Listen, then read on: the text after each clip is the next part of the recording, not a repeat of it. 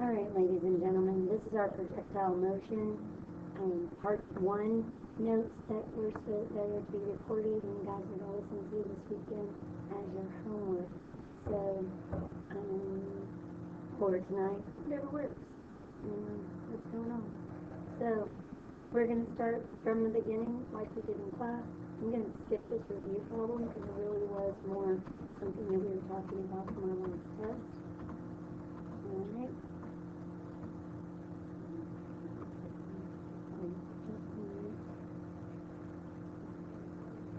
Alright, we talked about relative velocity in class, and again, relative velocity is just a velocity measurement that differ in different frames of references. So one of these velocities was AC, and the other was the velocity of CV. The common denominator for both those was C, so our actual our actual velocity measurement, or our relative velocity, would be our velocity AB, because that's what was left when we had the same common frame of reference. Okay? Really all it was talking about, remembering frame of references are just motion spots of how you can tell motion's going on, because you know certain objects should not be moving as well. Now we talked about this, and again the main thing about this is we were talking about how vectors have to be independent of each other. So the time across depends on the speed across, and the distance downstream depends on the current downstream. Remembering time is universal, it doesn't matter which side of the triangle we use it on, but the distance and the velocities have to match directionally with what we're talking about, because vectors are independent. So, big rules about vectors. This is the one that I told you to write in your notes, put stars around it, bubble it, make sure you know it. The perpendicular components, meaning the x, y components, meaning the velocities and the displacements, the accelerations, the forces, those perpendicular components, anything in the y is completely independent of anything in the x. So that's really important to remember. Now, time is universal. Time is not a component factor of motion. So that's really important to understand that time is not necessarily independent of which plane we're talking about, but the components of the motion are.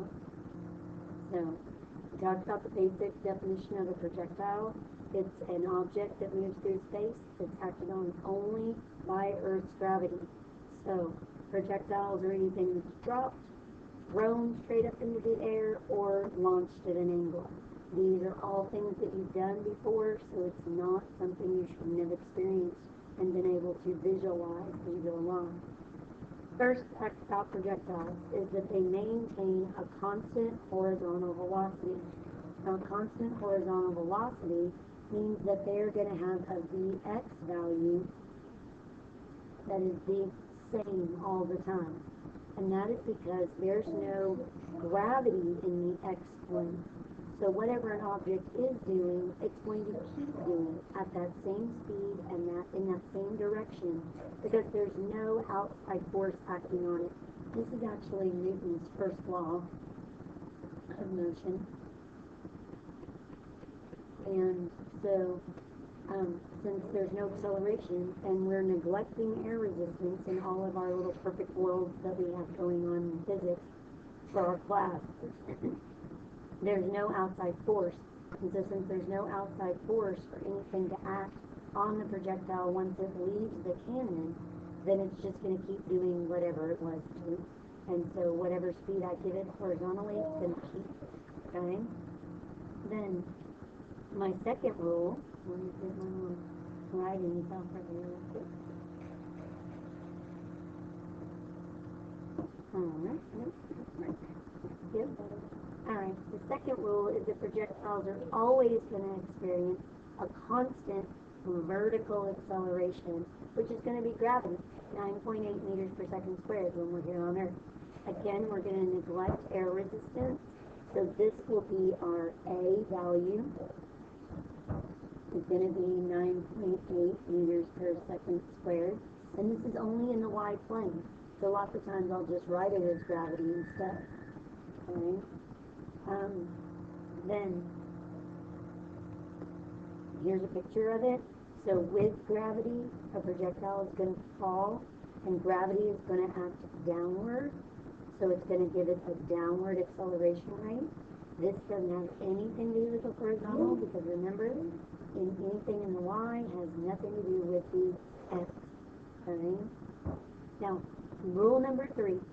Horizontal and vertical motion are completely independent of each other. That rule should sound a whole lot like our big rule. Guess what? It is. Okay? So, each one of these little moments in time of this projectile has a horizontal component and it has a vertical component, but they're completely separated from each other. When you start to combine them, you'll end up noticing that it has a resultant value. Okay, so we'll have an x component and a y component, and if we have an x and a y, we can then find a resultant. So that's what's going to come into play as where we're bringing that vector information back into play with what we're already talking about. So if you watch this, you'll notice I have two vectors. The problem with this picture is the two vectors are tail to tail, okay? But if we read through them, you'll notice that in the horizontal plane, it always stays the same length. And that's because in the horizontal plane, it stays the same velocity the whole time. That's rule number 1 that we just wrote down about facts about projectiles. You'll notice that the y value changes. Each second it's a little bit longer, okay? And that's because it's accelerating. So that velocity is getting bigger and bigger and bigger. If I moved it around, okay, it would look something like this that I have drawn in red and blue over here. So my resultant at any one of these times would look a little bit like that, which notice that's more on the trajectory that actual object is going. And so that's a little bit of the horizontal and the vertical being combined to make it move that way.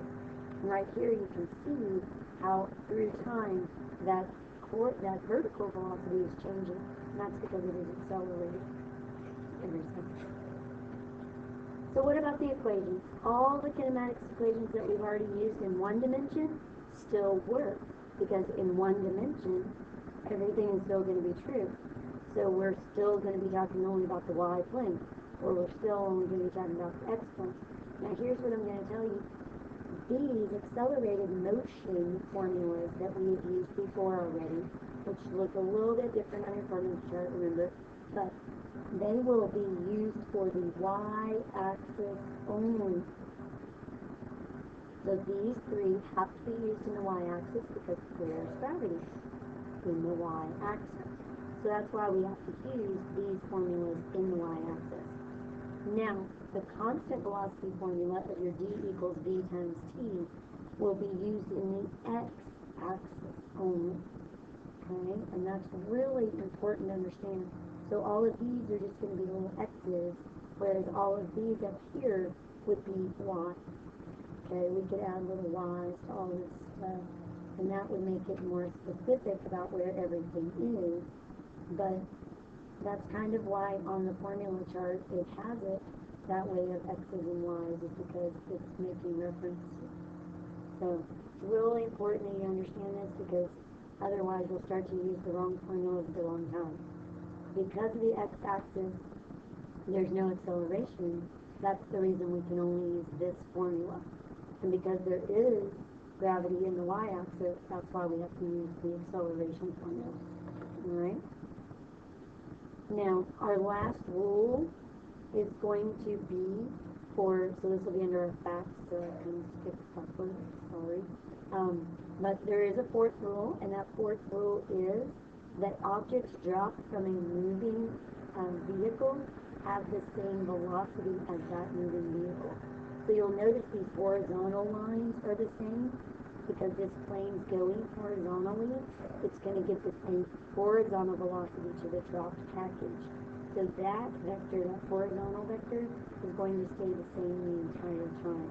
And it will be the same as the plane.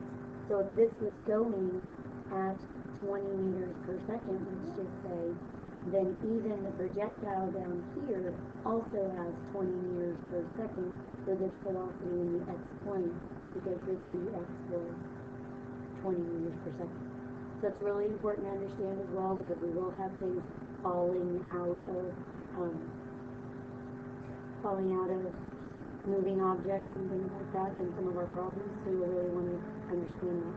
The other thing that's really important to notice about this is notice it says how far from the drop point will it land. Well, notice that if they're going the same speed, that the plane and the package hit at the same location. So if we look right here, even on this picture, notice they're right on top of each other. And this is why in the movies, like when you see a fighter pilot plane, the fighter plane drop a bomb, it typically is going to change velocities when it drops the bomb. And it's going to speed up because it's not as heavy anymore. And so if it's not heavy anymore, then it's going to speed up and it'll be able to get in front of the blast zone. If not, it will be right over the blast zone if it keeps the same speed. And the other thing would be is that sometimes we'll see them veer off after they drop the bomb. And this is why, because otherwise they're going to end up at the same location because they're going the same horizontal speed. So that distance and those velocities would be our v equals vxt. So they're in the air, they're flying for the same amount of time as the after they drop them. So they end up in the same location. Alright? That's it for this particular one. I will stop there.